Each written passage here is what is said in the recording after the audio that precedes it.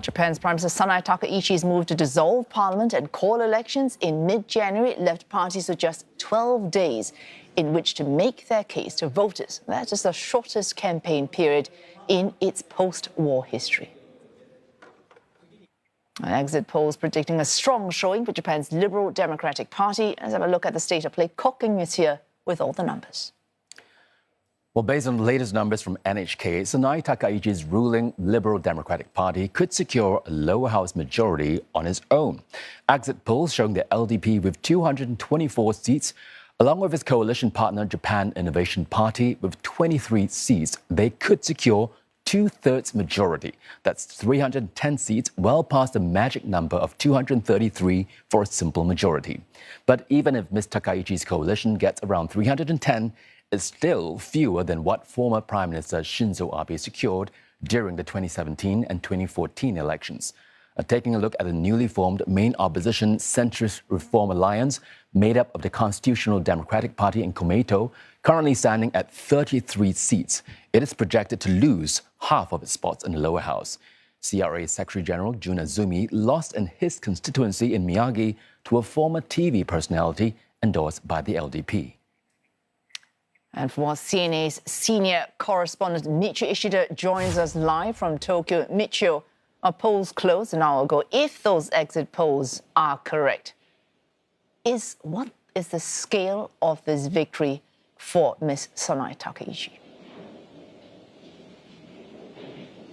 Well, counting of votes is taking place right behind me. I'm at a facility in Minato Ward in Tokyo. Now, at this point, the LDP's win is predicted at a range of 274 to 398 seats. This is according to public broadcaster NHK. Ms Takaichi's LDP needs 233 for a simple majority to pass bills and the budget. And with 261 seats, the LDP can take over all committee chairs in the lower house of parliament. And with 310, that means the LDP will have two-thirds majority in the lower house. And bills disapproved in the upper house can be pushed through. Now, in the upper house, the LDP does not hold a majority. Also, with two-thirds majority, the LDP can pave a way for a referendum for revision of the Constitution. The Japanese Constitution has not been revised since the post-war era. Michiyo, with a win, assuming it is as large as that, would come very large expectations as well. Voters vote for Ms Takaichi. They then expect giving her this kind of legislative way to deliver on their hopes. What expectations might they have? Well, some points reported by Japanese media are Ms Takaichi can be trusted. There's expectations for her leadership and her expectation towards her economic policy and towards her policy in general.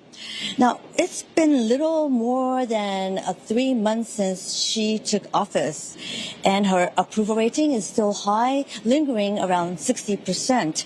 And that's been reflected in this election so far. But voter turnout has so far not been so positive.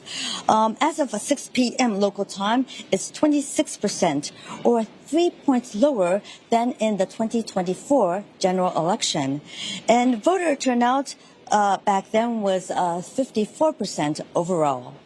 Now, usually a lower voter turnout is positive for the LDP, as LDP has very loyal supporters, and they must have gone out to vote despite the heavy snow, the torrential situation in many parts of Japan today.